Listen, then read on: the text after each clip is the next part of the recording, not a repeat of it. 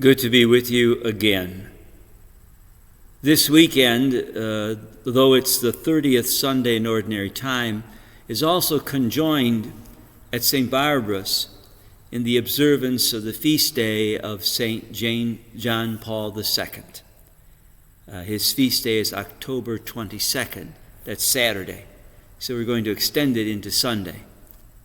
It's a very special, you might say, occasion to remember this wonderful pontiff of the Catholic Church. The opening prayer for his Mass is very interesting because it speaks of the sole Redeemer, Jesus Christ, who is the center of his message, with all the other things and the other writings that St. John Paul II did. We must remember that in his inaugural address, when he was made Pope of the Church back in 1979, that he proclaimed very clearly a very interesting message. Because his first sermon, or you might say preaching, was an address to the world. Open the doors to Jesus Christ, he said. Open the doors to Jesus Christ. Don't close the door to Jesus Christ. He was not only speaking to nations, but to peoples. Not only to different tribes and groups in the world, but each and every human being. Open the door to Jesus Christ.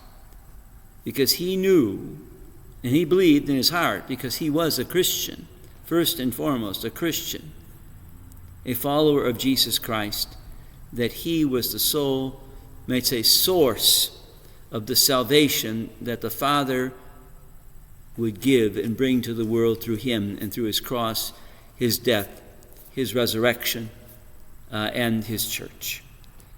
It's important also, that message, because this is also Mission Sunday throughout the Catholic world. Now, some of you might be saying, well, why do we have to bother with missions? Everybody's a Christian, aren't they? In our country. They always say in our country. You know, it's very interesting. Our country, maybe 50, 60 years ago, would say that about 90%, over 90% of Americans would identify with Christianity and say, well, they're Christian of some sort. Do you know that right now, in the most recent polls taken of people's identification of what kind of religion that they affirm or believe in, that I think it's almost 24% of the population says they have none, N-O-N-E, none, not one. They're not identified with any religion, any form of Christianity. They're just nones, as they call them now. Nothings. They want to identify with nothing with regard to religion. Sort of interesting. And that means maybe about over 60% of the population identifies as Christian. Wow, it's a big difference from 1950, when it was over 98% of people identified as Christians today. That's not just because, some say, it's because we have all these people coming into the country. Well, if you think about the greater number of people coming into this country have been from the South.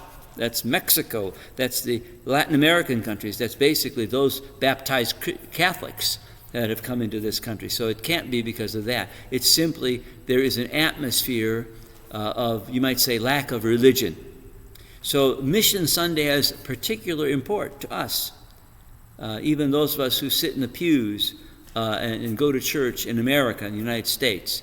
Not just because we need missionaries to go out to different countries, but we have to understand that the message has to be again proclaimed, even among our own people, even within our own Christian groups. The invitation to be baptized, the invitation to be a member of the church, the invitation to look upon our faith as something precious. And even if you sometimes have had disappointments, and I know you out there have done that. You've encouraged your relatives, maybe some of your children, your grandchildren, and you're not getting anywhere.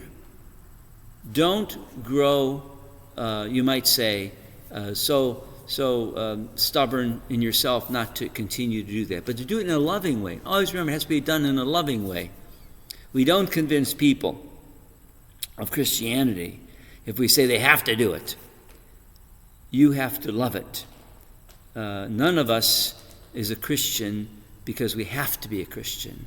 We know it's in our heart. Christ loves us very much, and he wants us to find salvation.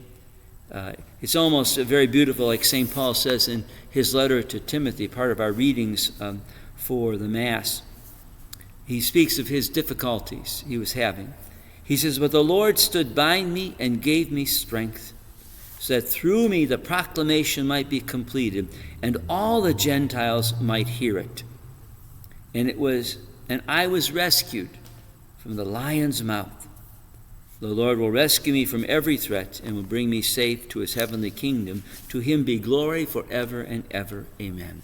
And so we say that again and again. Through all the difficulties and trials that we have, we proclaim Jesus Christ's love for us, that we know that our salvation is in him, and we invite others to join in this wonderful, you must say, message, acceptance, and let Christ's love, the sole Redeemer of the world, as John Paul put it so often in his ministry, let him in, for he is our salvation.